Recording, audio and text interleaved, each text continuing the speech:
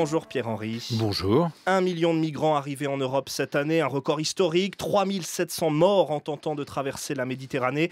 Est-ce que ça va continuer en 2016 ? Ça en prend l'apparence. Vous savez, ça fait près de 2 ans que cette crise migratoire impacte l'ensemble de l'Europe et que l'Union européenne prend des décisions très à retardement, comme par exemple l'envoi de ce corps de garde-frontières en Grèce. La construction européenne s'est fabriquée sur une inéquité. Chaque nouveau pays entrant devait assumer le contrôle des frontières extérieures et la charge de l'accueil des migrants, ce qu'il ne pouvait pas faire. Et d'une certaine manière, l'envoi de ce corps de garde-frontières est une bonne chose. C'est un mieux d'Europe, mais il faut poser la question immédiatement, pourquoi faire ? Oui, alors justement, donc il y a ce renforcement de la présence de Frontex en Grèce à partir d'aujourd'hui. La Grèce, le pays le plus concerné par cette crise. Bruxelles veut aussi créer une super Frontex, une nouvelle agence avec beaucoup plus de moyens, un budget triplé. On renforce le bouclier considérablement. Est-ce qu'on résout le problème finalement ? Écoutez, il ne faut pas opposer la question de la sécurité des frontières extérieures à la problématique de l'accueil. Je crois que nous devons être capables de faire les deux choses. Il est logique que nos compatriotes sachent qui ils accueillent, à condition qu'ils le fassent. Parce que, tout de même, aujourd'hui, nous sommes un peu plus de 3 mois après le dernier sommet européen qui a décidé de la relocalisation de 160 000 réfugiés. Eh bien, à ce jour, moins de 200 ont été répartis dans toute l'Union, 19 en France. En réalité, vous savez, il n'y a pas simplement 3 700 personnes qui sont mortes en Méditerranée, en mer Égée, au large de la Libye. C'est un peu de nos valeurs qui se noient chaque jour avec la crise migratoire. Mais vous le sous-entendiez, les attentats de Paris, ils changent aussi la donne. Plusieurs des terroristes s'étaient infiltrés dans ce flux de migrants. Est-ce que vous craignez aujourd'hui que l'opinion se retourne et donc les politiques, les dirigeants européens avec elle ? C'est aux politiques d'avoir une véritable vision et de ne pas céder aux boutiquiers de la peur et de la haine qui sévissent partout en Europe. Nous n'avons pas à être tétanisés vis-à-vis d'eux, mais faire de la politique, c'est agir. Et agir, ça veut dire, certes, envoyer un corps de garde-frontières en Grèce, mais ça veut dire aussi construire des centres d'accueil, d'enregistrement et de répartition des réfugiés, à condition de le faire. Ce que nous ne faisons pas aujourd'hui en Grèce ou dans les Balkans, vous savez, il y a un drame absolu qui se déroule chaque jour aux frontières de l'Europe. Des personnes continuent à mourir, mais nous sommes dans une espèce de mondialisation de l'indifférence vis-à-vis de ces morts et d'une certaine manière, cela passe par perte et profit. Oui, on est quand même bien loin aujourd'hui de l'émotion mondiale suscitée par cette photo, cette image du petit Aylan en septembre. Pourtant, il y a eu bien d'autres Aylan depuis. Il y en a eu beaucoup.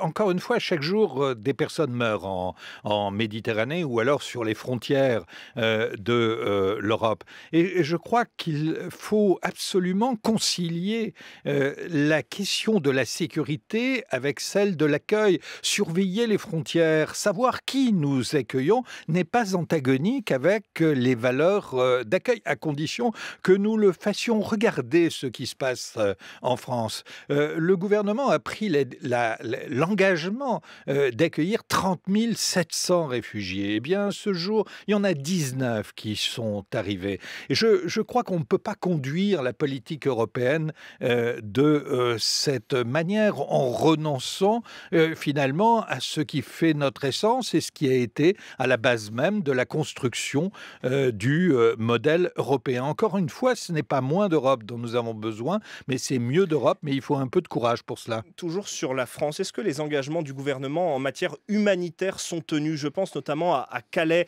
Vous, association, est-ce que vous notez des améliorations dans la jungle ? jungle aujourd'hui. Il y a eu des améliorations dans la jungle, mais encore une fois, et comme sur chacun de ces dossiers, c'est à retardement. Vous savez, la question de Calais est plus complexe que cela. Il y a un abandon de souveraineté de la France vis-à-vis de la Grande-Bretagne, et cela depuis près de 15 ans.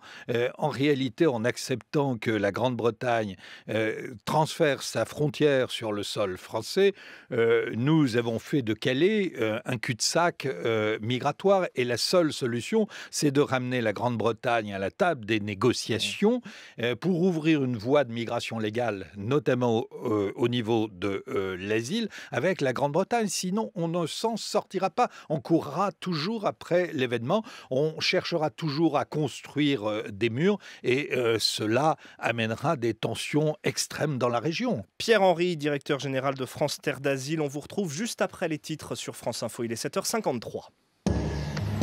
Mathilde Munoz. 2 hommes en garde à vue dans l'enquête sur les incidents en Corse. Ils devraient être déférés aujourd'hui ou demain. Plusieurs centaines de personnes ont de nouveau manifesté hier à Ajaccio avec pour slogan « On se bat contre la racaille, mais pas contre les Arabes ». Reportage dans le prochain journal à 8h. On reviendra aussi sur ces échanges d'amabilité au sein du PS. Jean-Marc Ayrault accuse Manuel Valls de diviser la France. Martine Aubry écrit qu'elle est fière de défendre les valeurs de la gauche. Le Premier ministre pense au contraire qu'une partie de la gauche s'égare au nom des grandes valeurs. Il ne comprend pas ce qui s'oppose à la déchéance de la nationalité. Plus de 40 morts aux États-Unis à cause des intempéries, et les services météo prévoient de nouvelles tempêtes de neige, cette fois dans les prochains jours. Interdiction de rouler aujourd'hui à Milan, en Italie, ni en voiture ni en 2 roues. À Rome, les automobilistes doivent respecter la circulation alternée. 2 mesures prises pour réduire la pollution de l'air qui bat des records. Toulouse, nouveau leader du top 14 de rugby. Le club a battu Toulon 31-8 hier soir. France Info. Pierre-Henry, directeur général de France Terre d'Asile, invité de France Info ce matin. Une partie de la gauche s'égare au nom de grandes valeurs. Voilà ce que dit Manuel Valls. Comment vous la vivez, vous, cette polémique sur la déchéance de nationalité en tant qu'association qui défend aussi les droits de l'homme à France Terre d'Asile ? Je la vis très mal. Vous savez, cette question de la déchéance de nationalité, outre que la mesure soit totalement inefficace, elle vient toucher un symbole fort. Elle est dans l'imaginaire collectif au même niveau que le rejet que le discours de Grenoble avait prononcé par l'ancien président de la République en 2009 avait suscité. C'est le même sujet et le même rejet que celui qui avait suscité les tests ADN, rappelez-vous, en 2008, voulus par Brice Hortefeux.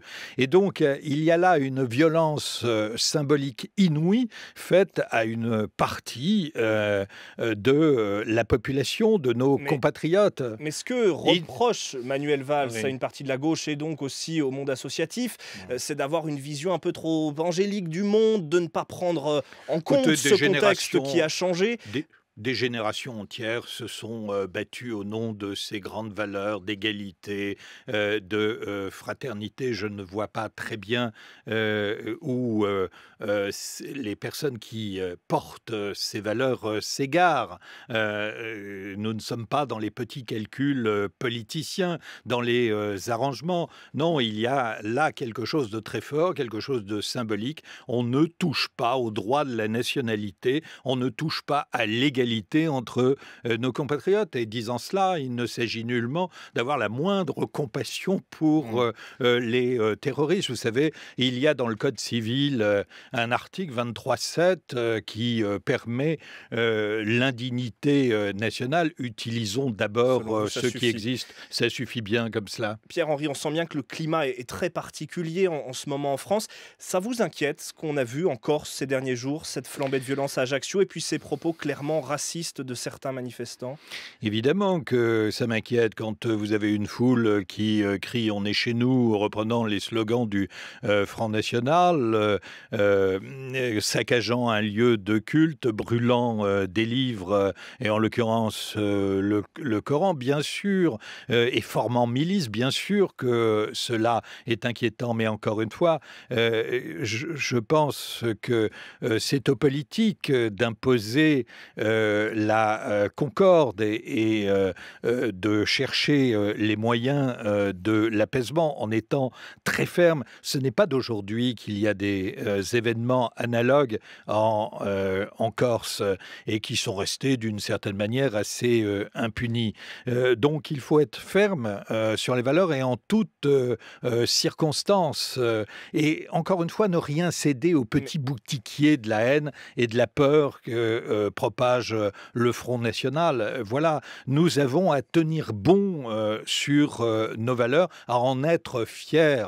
C'est cela aussi être républicain. Mais vous constatez aussi ces phénomènes de rejet ou de racisme contre les demandeurs d'asile que vous accompagnez?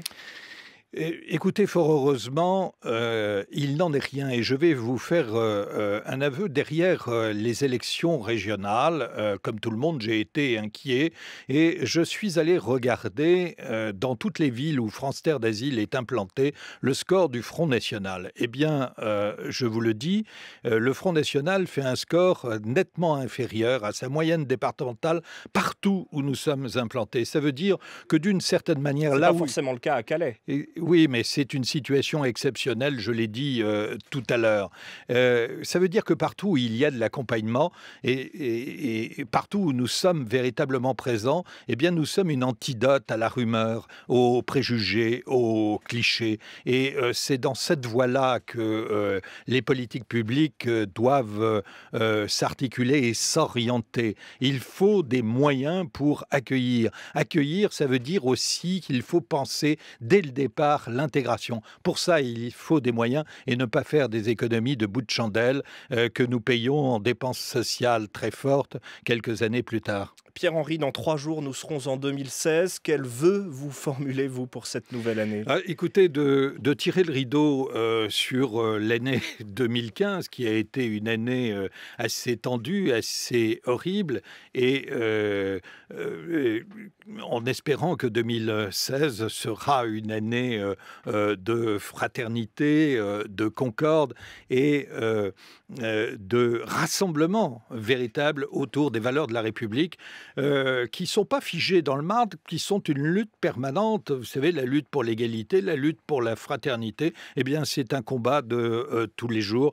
Et j'invite vos auditeurs à nous rejoindre dans ce combat de tolérance, d'accueil et de fraternité. Merci beaucoup Pierre-Henri, directeur général de France Terre d'Asile et invité du 6-9 de France Info ce matin.